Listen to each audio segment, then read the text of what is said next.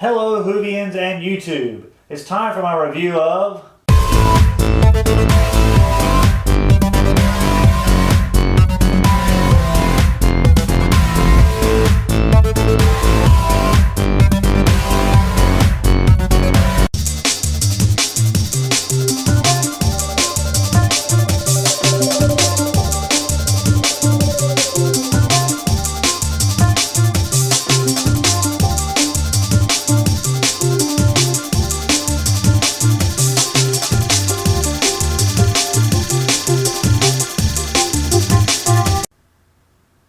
What the hell was that? I bet that's what you're thinking. Well, that's what I was thinking after watching this episode of Doctor Who.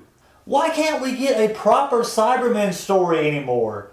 Supposedly, Gaiman looked to classic Cybermen stories like The Moon Base and Tomb of the Cybermen for inspiration. Where was the inspiration? It's totally obvious that having those kids tag along this week was entirely Stephen Moffat's idea, because they served no purpose in this episode. Did anyone notice how quickly they were written out of the script? Right after the Cyberman kidnaps the children, I turned to my fiance and said out loud, they better give a damn explanation for why out of all the healthy adults in the room, the Cybermen went straight for the kids. Moments later, it is explained. We needed children because of the enormous potential of their minds. That's why we built this place. But we don't need children anymore, even though we just kidnapped 2 of them and upgraded them. So actually we needed children up until we kidnapped these 2. Now we're good. Why did you even include them in this episode? Which reminds me of another gaping hole in continuity. The Doctor has expressed to many companions how dangerous it is to travel with him, which it is. So why in Rassilon's name would he agree to have those kids tag along? That makes no fucking sense. Why would the Doctor plead with Amy and Rory, who are adults, how dangerous his lifestyle is, but then allow those 2 kids to tag along with no questions asked? Now, before some smartass comments on this video saying, well, he wasn't expecting to find the Cybermen there, really? That's your defense? When has the Doctor ever gone anywhere and not run into trouble? Even in the Aztecs, with the first Doctor, there wasn't a monster or an alien threat, and he still got himself into a pickle. Why would this time be any different? You're suggesting that the Doctor doesn't expect to run into trouble when he travels. 900 years of time and space travel? I think he would have noticed the pattern. And some nanny Clara turned out to be. Allowing the 2 kids she has sworn to protect to go on some wild adventure with an alien like the Doctor, who has a history of bumping into perilous trouble everywhere he goes? Okay, what I'm about to rant about next is still largely debatable, but using the original series as the basis for my argument, I feel that many of you will probably agree with me. According to Doctor Who lore, male Time Lords cannot regenerate at will. The process only starts when they've been critically injured or are on the verge of death. Now, female Time Lords, or Time Ladies, like Romana for example, can regenerate at will, as seen in Destiny of the Daleks with the 4th Doctor. And not just once, they can try on different appearances until they find one that they like. Okay, another belief on this is that Time Lords, both male and female, learn how to control their regenerative processes at will during their studies at the Academy. Okay, this still doesn't explain why the Doctor claims that he can regenerate at will, because the Doctor didn't finish his studies at the Academy. He dropped out, stole the TARDIS, and left Gallifrey when he was still a young man during his first incarnation. And what the hell was the deal with the chess game? That was another stupid idea to me. Let's you and I play chess. If I win, you have to keep watching this video. If you win, you get to have the entire universe. Why in Rassilon's name would the Doctor agree to such a gamble? Okay, there was just so many ridiculous plot holes in this episode that I'm having trouble remembering all of them. The Doctor makes a comment that the Cybermen can be stopped with gold. This is true. See Revenge of the Cybermen and the planet Voga. The Doctor temporarily incapacitates the Cybermen side of him by sticking the golden ticket, Willy Wonka reference, to the side of his face. Tell me again why he needed to remove it and finish the chess game? Why didn't he just work out a way to stop the Cybermen while it was incapacitated? Okay, the dumbest thing about the whole cyber implant thing was that the Doctor saves himself by using an EMP and amplifying the effect with, you guessed it, the sonic screwdriver. Why even bother with the chess game? He could have done that immediately after it happened. Fuck! My next quarrel with this episode is how the Cybermen were misrepresented. Batman March, myself, and several other Whovians have already had a discussion about this on Facebook. Many fans already have noted similarities between the Cybermen in this episode and the Borg from Star Trek. Now, up until this episode, the only similarities the Borg and the Cybermen shared was that they were both part biological and part mechanical beings. They both shared a sense of perfection.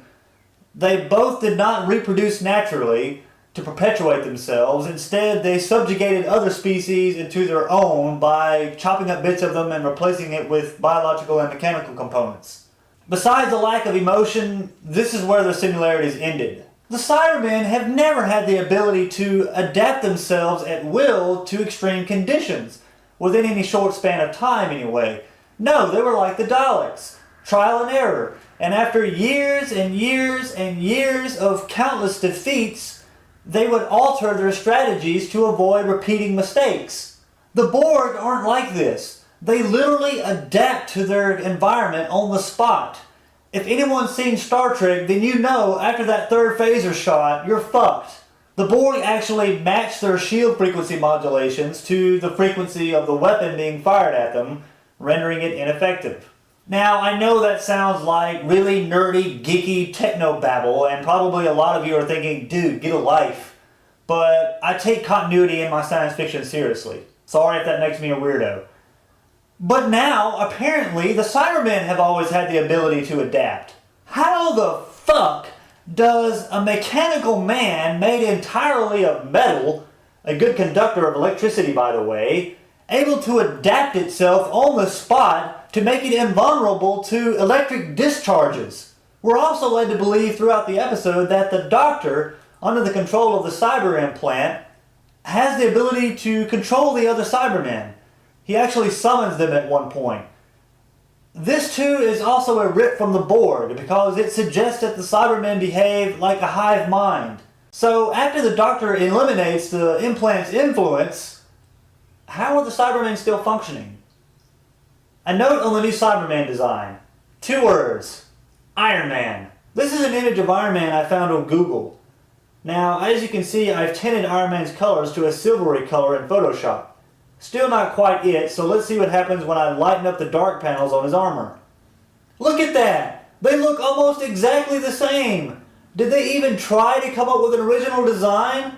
It looks like they just took the Iron Man design and tweaked it a little.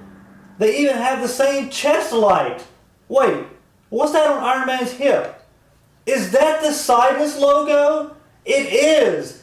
Did they just straight up rip off Iron Man for a new Cyberman in Doctor Who? What a bunch of lazy asses! Do they not have a shred of creativity anymore? Okay, if you watched my last review of the Crimson Horror, then you know how I feel about the comic relief character. A lot of you have said that I've been overanalyzing in this respect. So for you people, I give you these guys!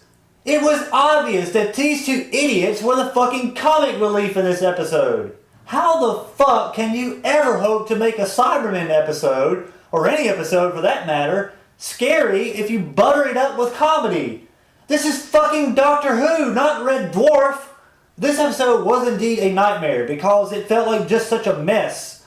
We had the Clara thing going on, the chess game, the Cybermen. I was tremendously disappointed with this episode because it was written by Neil Gaiman, who previously wrote The Doctor's Wife, which I felt was the best episode of Series 6. He also wrote the film Coraline. If any of you have ever seen that, if you haven't, I suggest seeing it. I was also disappointed in terms of this being a Cybermen story. This wasn't a Cybermen story, it was the Doctor versus the evil Doctor in a bloody chess game. One other thing that I'd like to touch on. The clip showing the Doctor's previous incarnations.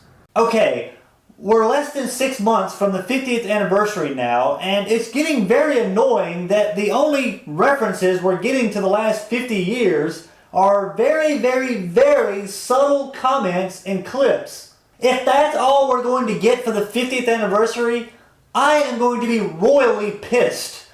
I'll probably do like a 20-minute video of me yelling at the camera about how stupid Stephen Moffat is. Why is it that fans like me, who have stayed loyal to the franchise even in the 15 years it was off the air, get very vague, subtle references to the Doctor Who I remember, and yet the more recent fans, who don't give a bloody shit about science fiction, all they want is Matt Smith's D, get Billy Piper and David Tennant back. Doctor Who magazine has already confirmed that none of the original 8 Doctors are returning for the 50th anniversary special. Who the fuck at the BBC thought this was a good idea? Stephen Moffat said before writing the 50th anniversary script that his biggest fear was disappointing the fans. How can you, Mr. Moffat, sit there with a written script in your hand for the 50th anniversary that doesn't include any of the original 8 Doctors, only Crybaby Tennant, and believe that longtime fans of the series won't be disappointed? Are you still in touch with reality? After my review of the season finale, I'll post a more in-depth discussion video about this whole 50th anniversary crap that's turning into just an 8th anniversary.